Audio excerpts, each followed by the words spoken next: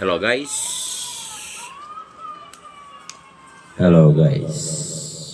Meron lang po tayong kakantahin at inyo pong pakinggan.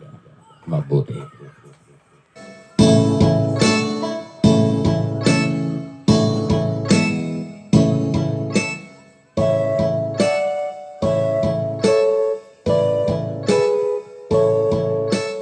Doon sa kasulatan, ayon sa mga nakaraan, ayon sa mga nangyayari noon at nangyayari ngayon, kayong mga Pilipino raw ay may ugaling magnanakaw ng panahon hanggang sa kasalukuyan. Totoo, ito kaya'y nangyayari, ito kaya'y nangyayari noon, nangyayari rin ngayon. Ito kaya'y dahil na rin sa ating katamaran, hindi tapat sa gawain at sa iba'y nakikinabang. Tingnan mo ang iyong sarili, suriin mo ang iyong ginagawa. Ikaw ba'y isang magnanakaw? Ang tao mapagsamantala, hindi na papapawis, hindi lumuluha. Ginagamit ang galing sa hindi tamang gawa. Ang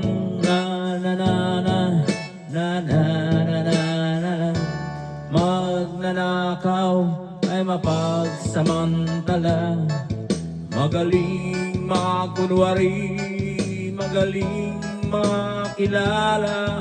Balat kayong ginagamit kahit hindi sa pirata, magnanakaw pa rin ang makikita sa kanya.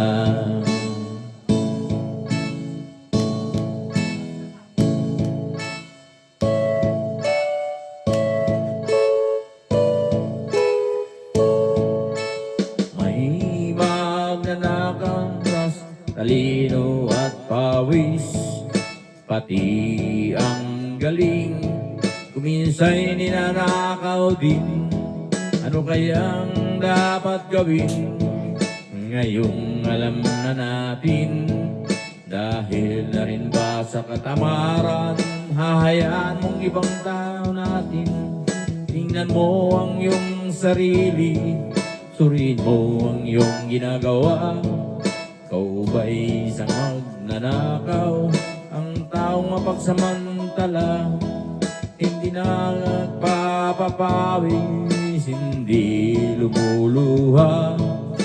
Magnanakaw ng oras, galing at pawis ng iba.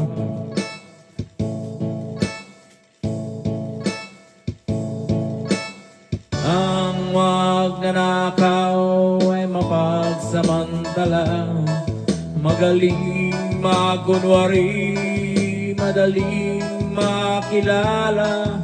Balat kayong di gamit kahit hindi sa pirata, magnanakaw pa rin ang nakikita sa kanya.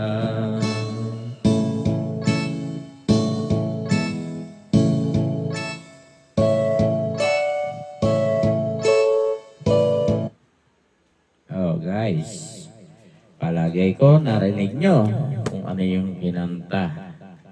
Yung mga nasa gobyerno na puro pagnanakaw ang ginagawa, mga korap, puro banat kay BBM. Gusto nila makaupo sa pwesto para sila ang makapagnakaw at makapaghari-harian. Bakit ba natin pipilitin ibaba ang taong inakyat ng mga tao? Sinong iupo natin? Si Sarah. Doon pa lang sa nagnakaw na, lalo na kung presidente. Walang ginagawa, kundi manira, sira ng Pilipinas. Pakibenta na tayo sa China. Yan ba pipiliin natin mga guys? Ha? Hmm. Kalimitan ng mga taong gobyerno, maraming magnanakaw. Hindi natin aalisin yan. Miski sa parte ng Pilipinas o buong mundo, mayroon yan.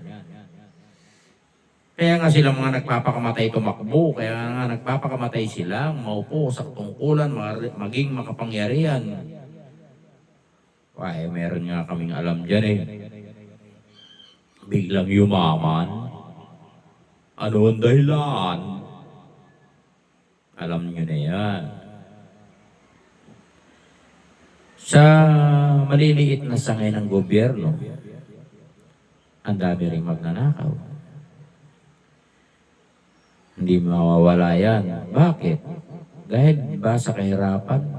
Kalimitan nagnanakaw yung mayaman, di ba? Andyan sa Public Works and Highway. Andyan yung sa mga construction na pag-aari ng mga politiko, i-award nila para makapangurakot. Dami niyan. Pero yung po kinantang yun, pasensya nyo na po yung kantang yun. Yun po ay nakita ko lang. Ang mahalaga, magkaisa tayo mga Pilipino. Iwasan na po natin yung pamumulitika. Miski naman saan, miski naman saan may politika. Miski na sa Dasmariñas, may politika. Kahit sa Imus, may politika. Kahit sa buong Cavite, may politika. At sa buong Pilipinas, maraming namumulitika. Dahil gusto nila ang kapangyarihan. Pero po tayo, BBM lang. BBM lang at wala nang iba. Yun po ang ating suportahan. Huwag po natin suportahan yung mga na ibig mangagaw ng kapangyarihan. Kung ano-ano sinasabi sa gobyerno natin para lang sila makaupo. Nangangarap maging presidente, maghirap kayo. Mangampanya kayo kung iboboto kayo ng tao. Hindi yung bumibili lang yata kayo ng boto. Mga guys, at dito na lang, shout out kay Mark. Sino si Mark? Si Mark ay tahimik lang. Sige po, goodbye mga guys.